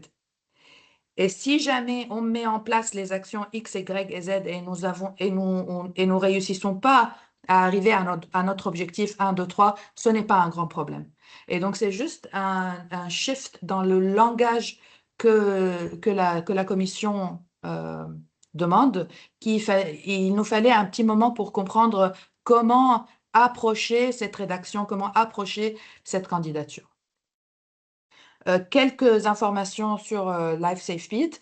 Donc, nous avons déposé notre première candidature en septembre 2026 pour un budget de presque 11 millions d'euros avec un consortium de 8 structures et la période, donc la longueur de notre projet, c'était de 5 à 6 ans. Et nous étions pas financés. Nous sommes sur la liste d'attente. Et donc, le projet a été, les mots qu'a utilisé la commission étaient que le projet a eu des retours positifs, mais il n'était pas assez haut placé dans le classement pour être financé. Et je m'appuie aussi sur ce qu'a dit Anaïs. Les critères ou les critiques que nous ont donné la commission nous servent aujourd'hui pour redévelopper une deuxième candidature pour la redéposer en septembre 2027. Et on ne part pas de zéro, on part de 75% d'un projet déjà rédigé et on va boucler les détails pour la deuxième soumission. Je vous donne un exemple. Dans les critiques de la commission qu'on a eues sur notre projet, c'était que nos actions que nous avons proposées dans le work package, qui est le work package de la dissémination, n'étaient pas assez développées. C'est-à-dire, oui, ils avaient pris en compte tout ce qu'on a proposé sur la restauration écologique, tout le côté environnemental, mais on n'a pas assez mis le point. On n'a pas assez mis le point sur des actions qui vont disséminer notre travail. Qui va savoir ce qu'on a fait, qui va utiliser ce qu'on a fait, comment on va encourager d'autres structures dans d'autres régions ou d'autres pays d'utiliser ou de s'appuyer sur ce que nous avons fait à la Manche. Et ça, c'est juste un exemple. Il y a plein de critiques que nous avons reçues, 5 ou 6 pages de critiques qui vont nous servir à reproposer la candidature pour l'année prochaine. Voilà ma petite histoire. Je voulais pas développer plus que ça, sauf s'il y a des questions. Et Marine et Anaïs, s'il y a des choses que j'ai pas dit, que vous pensez nécessaires ou intéressantes, n'hésitez pas. Voilà. Et je vous laisse finalement avec nos magnifiques grandes aigrettes de la Manche.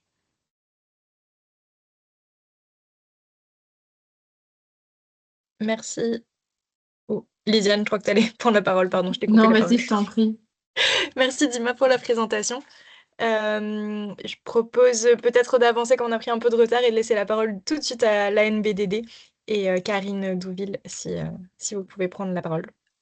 Oui, bonjour. Peut-être. On intervient à deux avec Karine. Est-ce que je peux partager parce qu'on ne vous a pas transmis notre diapo. J'en profite peut-être pour faire une petite note. Donc, effectivement, on est un petit peu en retard sur le programme, comme les participants peuvent peut-être le constater. Ce serait bien, je pense, si les intervenants pouvaient essayer de vraiment aller à l'essentiel pour que les participants puissent suivre l'ensemble des interventions qui les intéressent. Voilà, je pense que tout le monde a des contraintes d'horaire. Donc, merci beaucoup de tenir en compte cette contrainte de temps. Voilà. Pas de souci. Est-ce que vous voyez le diapo ou pas du tout?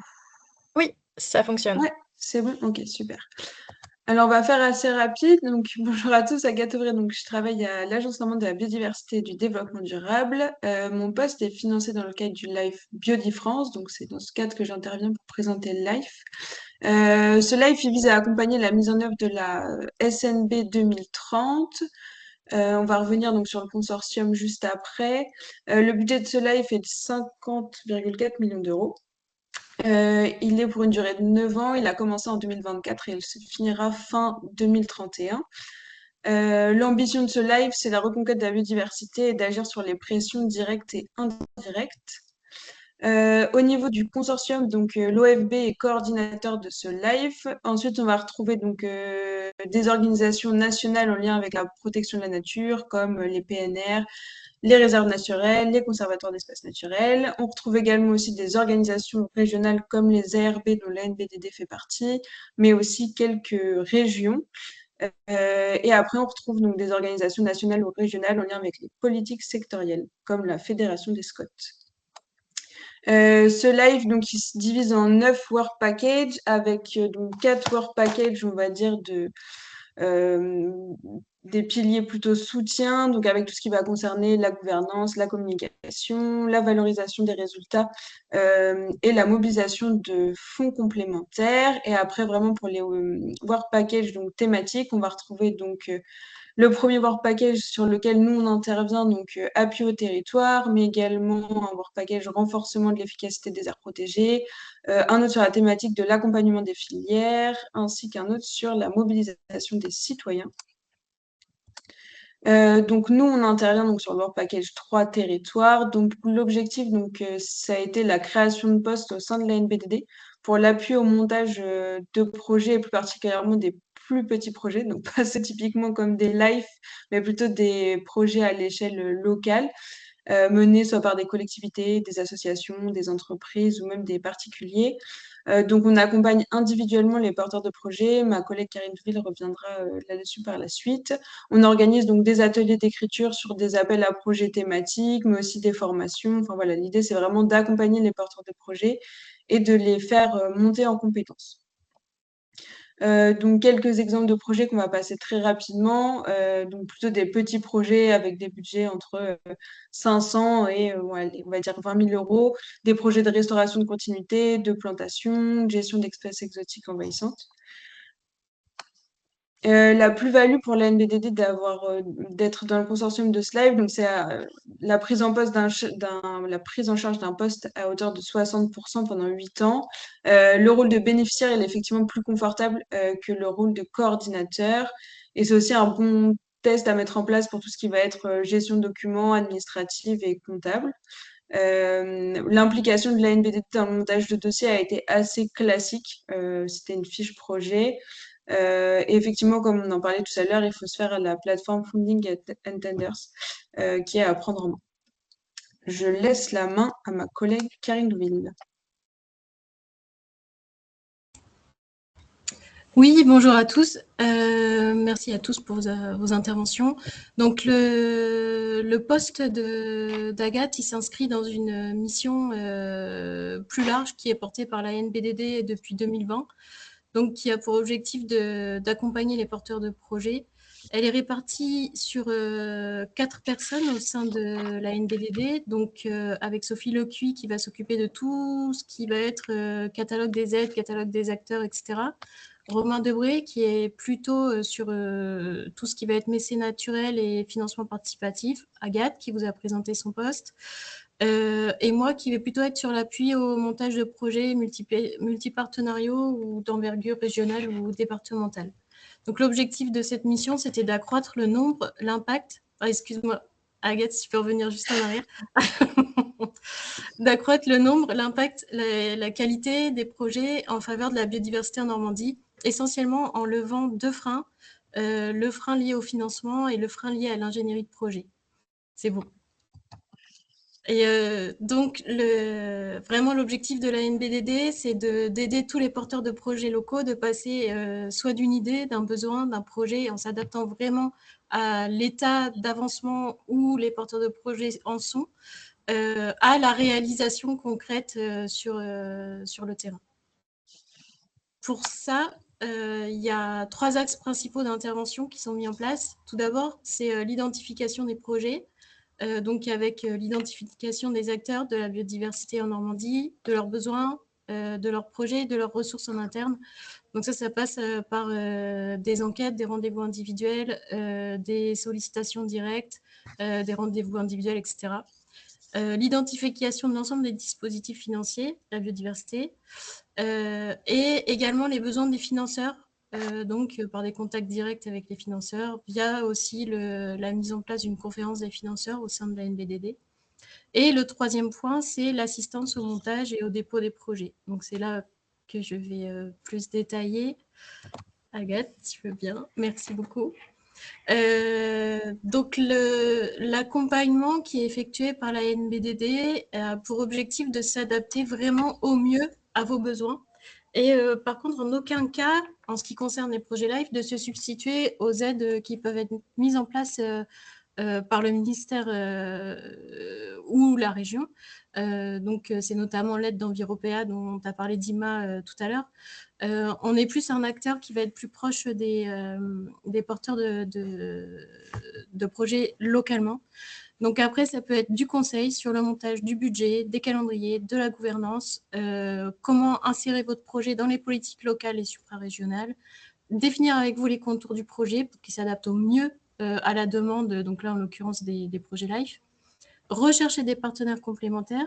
Donc sur le LIFE qui était porté par Dima, donc le département de la Manche, le fait qu'il y ait quelqu'un, du coup comme Dima, pour rédiger le projet, fait que le suivi était finalement assez léger, mais par exemple dans un autre live qui a été déposé cette année, Sentinelle du climat, la NBDD a été associée pour chercher des partenaires complémentaires, rédiger certaines parties, etc.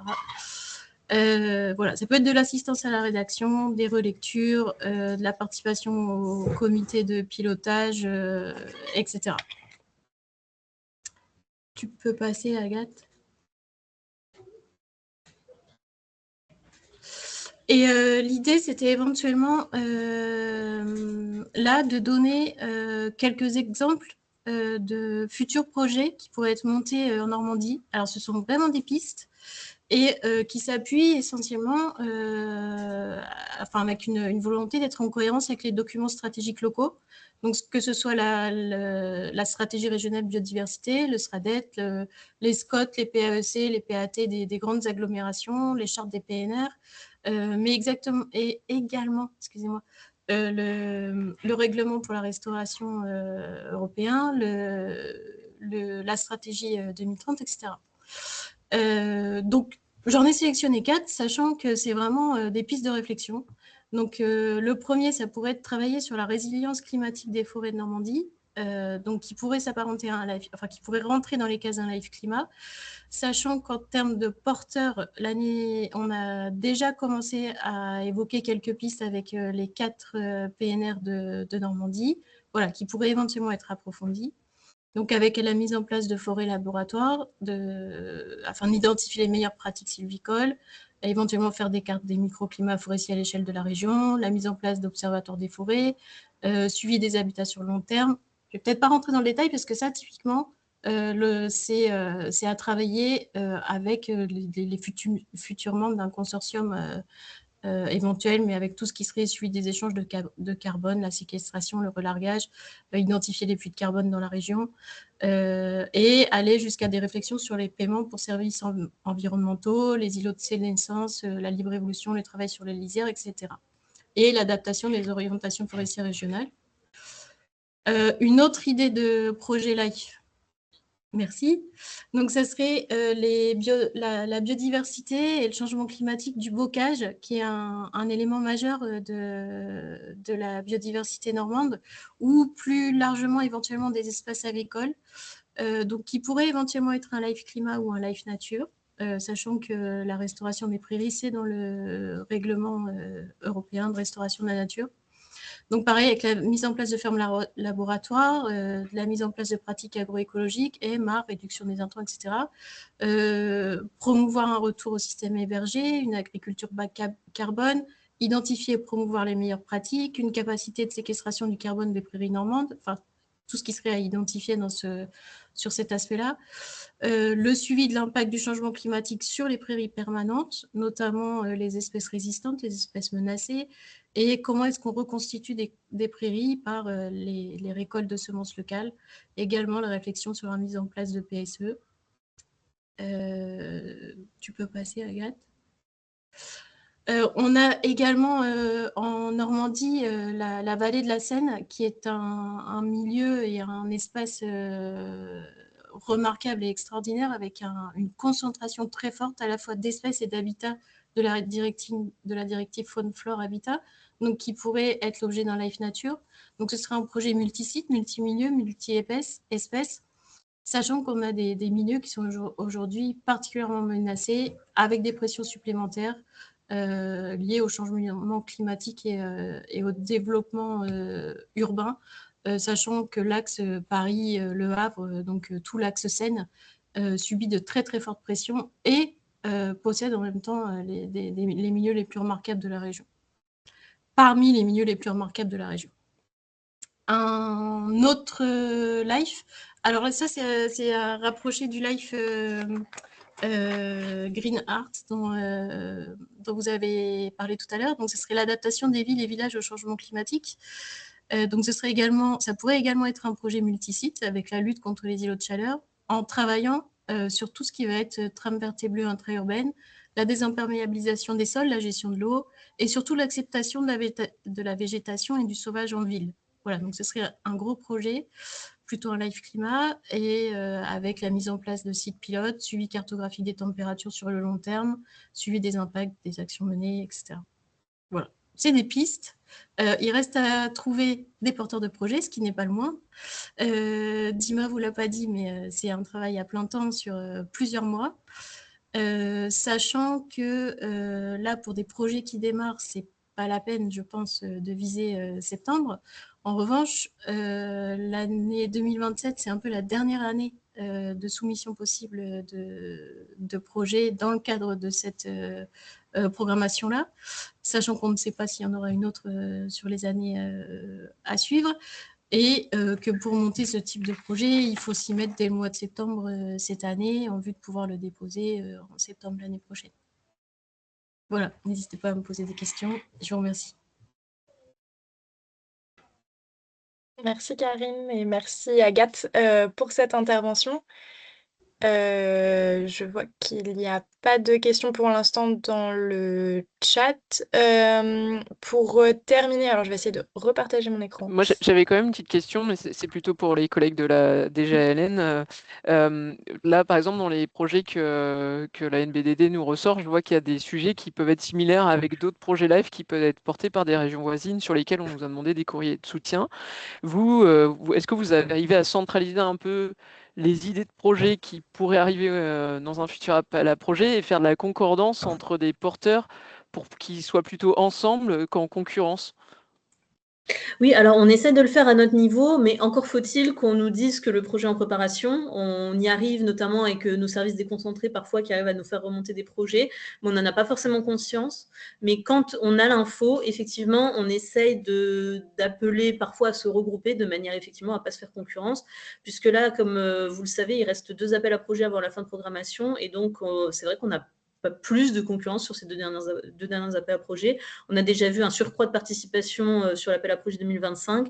On pense que ça ne va pas s'arrêter en 2026 et 2027. Donc ça, c'est vraiment un message qu'on porte au niveau du ministère. C'est si vous êtes vraiment sur les mêmes milieux ou sur un peu la même idée de projet sur des régions voisines, voire, comme je vous l'avais dit tout à l'heure, on peut se mettre en réseau. Essayez peut-être de faire une candidature commune si vous pouvez. Emmanuel, excuse-moi, tu penses à quel projet ? Il y a un projet Life Prairie, Pays de la Loire, Bretagne. Et là, on nous a demandé un courrier de soutien, mais je l'ai eu que début de semaine, donc je voulais pointer avec toi pour voir s'il y avait des cohérences. Mais tu vois, dans le sujet bocage, si tu as le sujet prairie, c'est un peu couillon. Enfin, excusez-moi du langage, mais c'est un peu dommage. Enfin, déjà, je trouve ça dommage qu'ils partent sans nous avoir trop consulté côté Normandie. Je t'avoue. Bah oui, je te confirme, ouais. J'en ai eu écho, mais pas directement. Bon, excusez-moi, voilà, je ne sais pas où ils en sont. Et après, sur le projet que tu présentais, Forêt, je suis assez étonnée que tu dises peut-être les parcs, parce que nous, on finance la préfiguration d'un projet live porté par les parcs. Et du coup, si tu veux, parce que comme on disait, c'est beaucoup de temps de monter un projet live.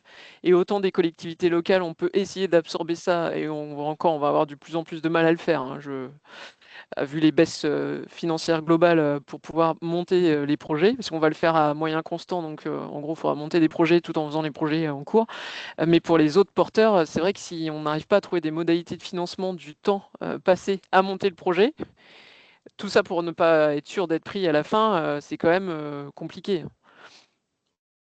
Du coup, Oui, t'as alors pas présenté, mais il y a j'ai le dit, dispositif où on peut être retenu aussi j'ai dit pour peut-être avoir les des financements. PNR, c'est le même projet. Ouais, c'est ça. Donc Oui, les oui, PNR travaillent sur un projet live c'est ça, potentiel, mais on ne sait pas s'ils iront jusqu'au live. c'est ça. J'avais une petite question, moi je sais pas si je peux en profiter maintenant, mais les 2 lives qui étaient portés en Normandie là, cette année, ils ont eu plus de 55 en résultat final. Donc en fait, 55, c'est pas la note d'acceptation au final. Donc je me posais la question du coup, pourquoi dire 55, sachant que c'est Non, pas. alors en fait, c'est pas qu'il est accepté, mais c'est qu'il est mis sur la liste de réserve. Il est acceptable, quoi. Voilà, c'est plus un seuil d'admissibilité que d'admission. Ok, d'accord. C'est peut-être mal exprimé là-dessus dans le support. Et je me posais la question, du coup, les lives qui sont mis en attente, sur liste d'attente. Mais qu'est-ce que ça signifie? Ça signifie qu'il y a des lives ailleurs en Europe qui doivent se désister pour que, ce qui n'arrive pas, j'imagine, pour que les. Bon, je vais rien vous cacher, ça arrive pas souvent, mais c'est possible. Ok. Mais le fait de vous mettre aussi en liste d'attente, ça montre qu'en fait le projet était de bonne qualité, mais c'est juste qu'il n'y a pas eu assez d'enveloppe l'année-là pour le prendre. Mais ça montre quand même qu'en fait la démarche était bonne et on vous incite à reposer le projet l'année d'après. Mhm. Et du coup, des projets comme ça en attente du dernier appel à projet, on sait combien il y en a et quel montant ça représente, parce que du coup, est-ce que ces projets-là potentiellement mangent déjà toute l'enveloppe de cette année? Alors ça, pareil, j'ai la vision que des projets qui se signalent auprès de moi. Donc, D'accord. Donc, on en a quand même quelques-uns. Après, il n'est pas dit que tout le monde redépose. Parfois, il y a des abandons parce que la structure peut tout simplement plus financer le temps de travail de montage. Ouais, ok. Et je pourrais peut-être complémenter ça en disant que nous, par exemple, on est là sur liste d'attente et les critiques qu'on a reçues de la commission confirment ce que dit Marine, c'est que ce ne sont pas des critères sur le fond, mais sur des éléments qui auraient pu être, s'il y avait le budget, on aurait pu avoir les régler pour cette année. Mais ce qui est difficile, mais c'est le cas. Si on redépose cette année, nous n'aurons aucune priorité. Nous sommes évalués comme si c'était un premier dépôt. On sait que ce qu'on avait, on va pas avoir 20 points de moins, mais on pourrait, les points, ce n'est pas du tout garanti qu'on aura le même évaluateur ni les mêmes points, parce que surtout la partie pertinence, ça change d'année en année par rapport aux pertinences européennes, au changement des besoins et des directions européennes aussi. Voilà, c'est pas facile.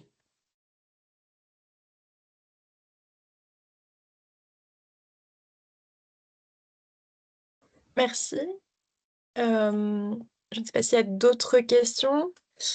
Je vois pas de questions dans le chat. Je propose d'avancer assez rapidement sur les dernières slides qui étaient surtout autour de Jumper Up. Donc, on a parlé tout à l'heure de l'accompagnement proposé par le ministère, mais la région Normandie a aussi développé depuis 2023 un outil d'aide au montage de projets européens qui s'appelle Jumper Up. Je vais passer très très brièvement sur l'outil parce qu'on commence à être un peu à court de temps, mais vous aurez la présentation de toute façon à la suite la suite du webinaire, donc vous pourrez revenir sur les informations.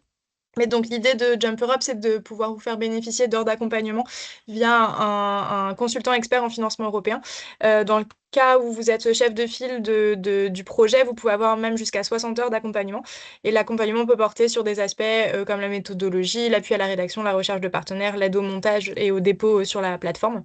Donc on a 3 lots thématiques qui existent. Et pour Life, c'est le lot thématique numéro 1 qui est le lot thématique à solliciter. Ce que je peux préciser, c'est que pour demander l'accompagnement live, il suffit de remplir remplir le formulaire qui est sur notre espace des aides de la région, d'avoir déjà identifié votre programme de financement, idéalement votre appel également, d'avoir des pistes de travail assez solides et d'avoir les moyens de vous impliquer dans l'accompagnement, parce que 60 heures, ça passe vite. Et peut-être ce que je peux préciser aussi, c'est que sur Jump Europe, on a un système du premier arrivé, premier servi, et nos années Jump courent du 1er juillet au 30 juin d'une année. Donc là, on est sur la fin de l'année 3. Il nous reste un tout petit peu de budget pour accompagner sur l'année 3 de Jump, mais à partir du 1er juillet, on aura de nouveau des crédits pour accompagner pour l'année 4. Donc voilà, si vous avez des questions, ne pas hésiter à nous solliciter sur notre boîte Jump et vous retrouvez des informations sur notre page Europe en Normandie sur ce dispositif.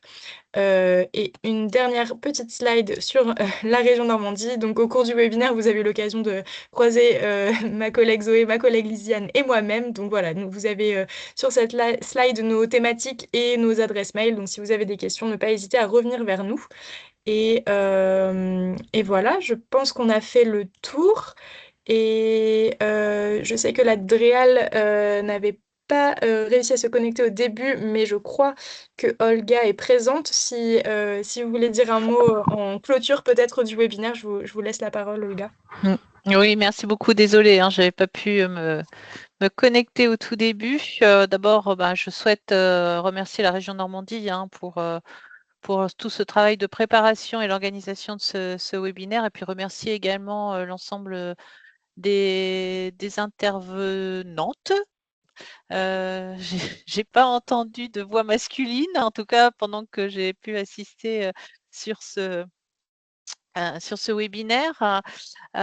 J'espère en tout cas pour tous ceux qui ont participé, je les en remercie également, que cela aura permis de clarifier les attendus de l'appel à projet 2026. Et puis on a bien compris que si ce n'était pas pour 2026, il y en aurait un aussi l'année prochaine, et que voilà, il y avait encore cette possibilité de préparer son dossier sur une période de temps un tout petit peu plus longue, que ça vous aura permis aussi de mieux cerner les conditions de réussite pour bénéficier de ce programme. Le programme LIFE, c'est évidemment un levier essentiel pour vous accompagner, que vous soyez association, collectivité, acteurs socio-professionnels, etc., pour mettre en place bien les orientations à la fois régionales, qu'on peut retrouver dans la feuille de route normande de la COP, qui traite d'un certain nombre de thématiques, et notamment les thématiques biodiversité, atténuation et adaptation au changement climatique, mais également la stratégie régionale biodiversité, en lien avec bien évidemment les orientations européennes. Ça a été parfaitement dit dans les interventions. Donc j'espère que sur cette base, vous serez nombreux à proposer des projets ambitieux. Il y en a quelques-uns qui se dessinent, on l'a bien compris, mais tout est ouvert. J'espère que le webinaire vous aura donné envie de vous inscrire dans cette démarche. L'accompagnement est multiple, accompagnement du MTE, accompagnement via la NBDD, accompagnement via de la région Normandie. Tout ça, évidemment, s'inscrit dans un cadre cohérent. Donc, n'hésitez pas, les contacts vous ont été donnés. Vous pourrez bénéficier d'échanges, si vous le souhaitez, avec les différentes personnes qui sont intervenues. Bien évidemment, pour ce qui me concerne, l'État en région est également de concert avec la région Normandie là pour vous aider dans vos démarches. On est bien souvent approché également par les porteurs de projets pour les appuyer via des lettres de soutien ou via des financements complémentaires.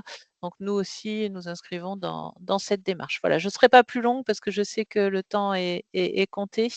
En tout cas, un grand merci à tous et à toutes. Merci. Olga. Et je ne vois pas plus de questions dans le chat, donc je propose de clôturer ici le webinaire. Merci à tous pour votre participation. Merci à toutes les intervenantes d'avoir pris la parole et présenté. Et on reviendra vers vous dans les prochains jours avec les supports et l'enregistrement. Et si vous avez d'autres questions, n'hésitez pas. On se tient à votre disposition. Merci. Merci beaucoup à tous. Merci, au revoir. Merci, au Bonne revoir. fin de journée Au revoir. et bon week-end à tous. Merci. Merci beaucoup.